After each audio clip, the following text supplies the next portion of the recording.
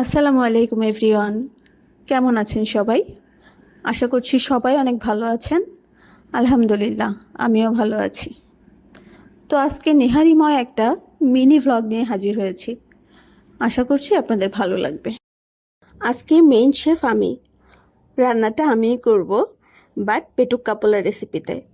Actually এটা ওনাদের আম্মার রেসিপি। লাস্ট ইয়ারও আমি এই রেসিপি ফলো করেছি, সবার অনেক পছন্দ হয়েছে। তো ভাবলাম এবারও সেম রেসিপিতেই করি। তো আপনারা যারা এক্স্যাক্ট মেজারমেন্ট চান, ওনাদের চ্যানেল ফলো করলেই পেয়ে যাবেন। চুলায় হাঁড়ি উঠে গেছে। আমি এক এক করে মশলাগুলো একটু বলে দেই। এখানে প্রথমে দিয়ে দিচ্ছি পেঁয়াজ কুচি, তেজপাতা, দারুচিনি, পেঁয়াজ বাটা,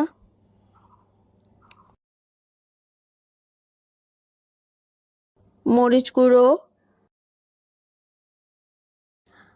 আদা বাটা, রসুন বাটা,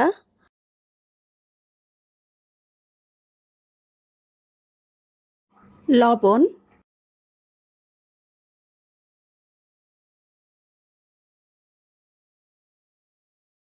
হলুদ গুঁড়ো,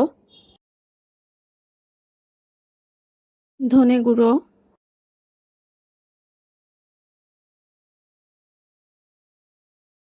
জিরে গুঁড়ো,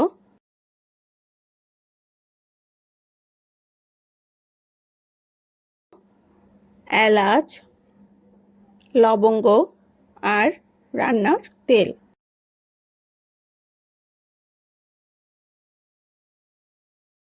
সবশেষে দিয়ে দিচ্ছি পানি। পানিটা এমনভাবে দিতে হবে যেন হাড়গুলো পানির মধ্যে ডুবে থাকে। এবার ভালো করে মিক্স করে ঢেকে দিব। এটা প্রথম আধা ঘন্টা থাকবে হাই হিটে। এরপর ভালো করে বলক চলে আসলে তারপরে স্লো কুক হবে। এখন বাজে 6টা। ইনশাআল্লাহ সব কিছু ঠিকঠাক থাকলে রাত 10:30 বা 11টার দিকে এটা চুলা থেকে নামবে।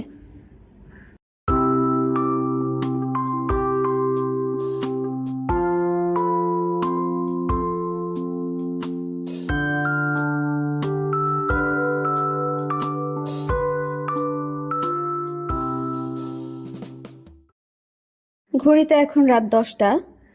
তো আমি কিছু পেঁয়াজ আর শুকনো মরিচ বাদামি করে ভেজে তেল সহ নেহারিতে অ্যাড করে দিব।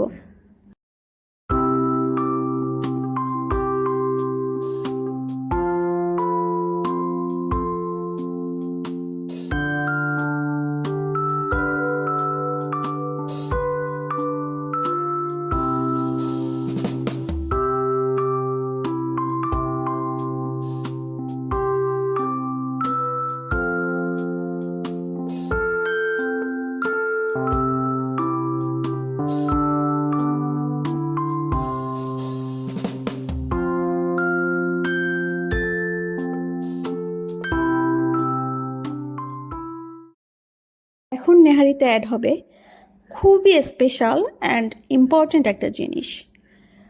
এটাকে অনেকে ভাজনা বলে থাকে, আর কোন অঞ্চলে কি বলে আমি জানি না। তো আমি এখানে এলাচ, জিরে আর সামান্য জয়ত্রী তেলে গুঁড়ো করে নিয়েছি। এটা দিয়ে ঢাকনা দিয়ে 5-10 মিনিট রান্না করে চুলা থেকে নামিয়ে ফেলবো।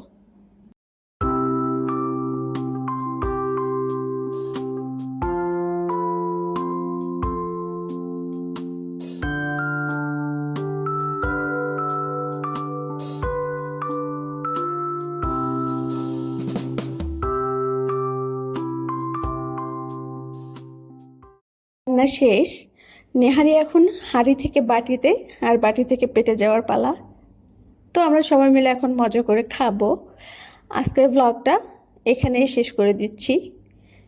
এই মিনি ভ্লগ যদি আপনাদের একটুও ভালো লেগে থাকে তো আমার পাশে থাকবেন। সবাই ভালো থাকবেন, সুস্থ থাকবেন, আমাকে আপনাদের দোয়ায় রাখবেন। আল্লাহ হাফিজ। আসসালামু আলাইকুম।